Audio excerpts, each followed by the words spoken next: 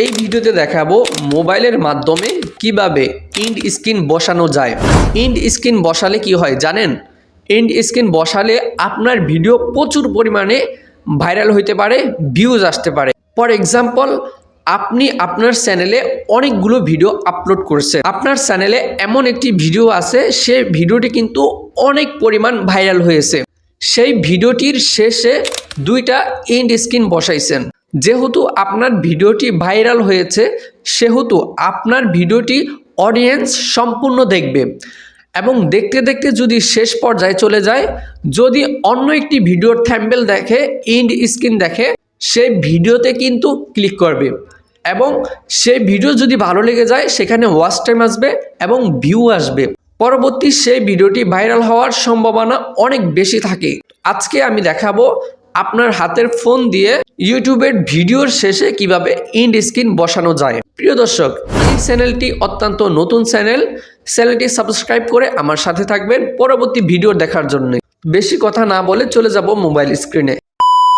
তো গাইস, চলে আসলাম মোবাইল স্ক্রিনে। আপনারা যে কোনো একটি ব্রাউজার ওপেন করে দিবেন। আমি গুগল ক্রোম ব্রাউজার ওপেন করে দিয়েছি। এখানে সার্চ বার আছে, এখানে আপনি ওয়াইটি স্টুডিও লিখে সার্চ করে দিবেন, ঠিক আছে? তো আমি লিখে সার্চ করে দিয়েছি। সার্চ করার পরে এখানে দেখতে পারতেছেন 3 ডট আইকন আছে, এখান থেকে ডেস্কটপ সাইট অন করে নেবেন। এই যে ডেস্কটপ সাইট নামে একটি অপশন আছে, এটাকে অন করে নেবেন। অন করার পরে আপনাদের সামনে কিন্তু এরকম শো হবে। এখান থেকে জুম করতে পারবেন এবং জুম আউট করতে পারবেন।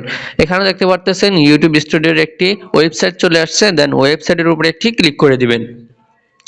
ক্লিক করার পরে কিছুক্ষণের মধ্যে আমাকে কিন্তু ইউটিউবের ওয়েবসাইটে নিয়ে যাবে। দেখতে পারতেছেন ইউটিউবের ওয়েবসাইটে নিয়ে আসছে এবং আমার চ্যানেলের ড্যাশবোর্ড কিন্তু এখানে শো হয়েছে। এখানে দেখতে পারতেছেন কন্টেন্ট নামে একটি অপশন আছে, দেন এখানে ক্লিক করবেন। ক্লিক করার পরে আপনার চ্যানেলের যেই কন্টেন্টগুলো আছে এখানে কিন্তু শো করবে, ঠিক আছে?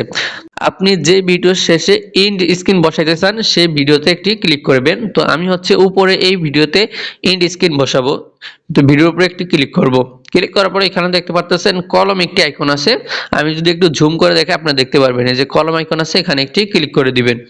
তো আমি জুম আউট করে কলম আইকনে ক্লিক করব। ক্লিক করার পরে কিছুক্ষণ অপেক্ষা করতে হবে। এখানে ভিডিও ডিটেলস চলে আসছে, ঠিক আছে? এখানে লক্ষ্য করলে দেখবেন আমার ভিডিওর টাইটেল আছে, ডেসক্রিপশন আছে, থাম্বনেল আছে। তো আমি শুধু শেষে ইন্ড স্ক্রিন বসাবো। বসানোর জন্য এখানে দেখতে পারতেছেন ইন্ড স্ক্রিন একটি অপশন আছে, তো এখানে একটি ক্লিক করে দিবেন, ঠিক আছে? ক্লিক করার পরে আপনাদের সামনে কিন্তু এরকম শো হবে। এখানে দেখতে পারতেছেন কয়েকটা ক্যাটাগরি আছে, আপনি এই ক্যাটাগরিতে ইন্ড স্ক্রিন বসাইতে পারবেন। আমি যদি এখানে সিলেক্ট করি, আমি দুইটা ইন্ড স্ক্রিন বসাইতে পারবো এবং একটা চ্যানেল বসাইতে পারবো। তো আমার প্রয়োজনে আমি এখান থেকে এটা ডিলিট করব। তো আমার মতো করে আমি বসাবো, ঠিক আছে? ডিলিট করে দিচ্ছি, সিলেক্ট করে ডিলিট করে দিবেন, ঠিক আছে? সবগুলো ডিলিট করে দিয়েছি। তো স্ক্রিনের উপরে একটি ক্লিক করবেন। ক্লিক করার পরে এখানে দেখতে পাচ্ছেন ভিডিও একটি অপশন আছে।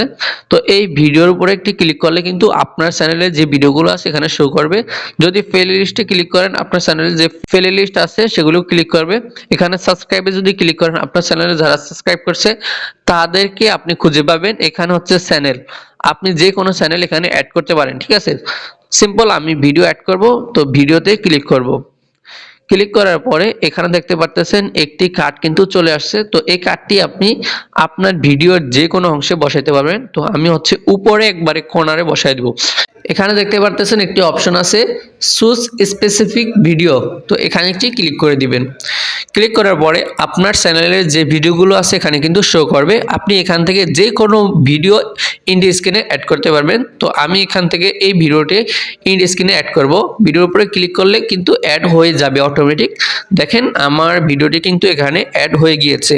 তো আমি হচ্ছে নিচে একটা স্ক্রিন বসাবো। তো আবারও ক্লিক করব। ক্লিক করার পরে ভিডিওসে ক্লিক করব। ক্লিক করার পরে এখানে দেখতে পারতেছেন চুজ স্পেসিফিক ভিডিও, এখানে ক্লিক করব। ক্লিক করার পরে অন্য একটি ভিডিও বসাবো, ঠিক আছে?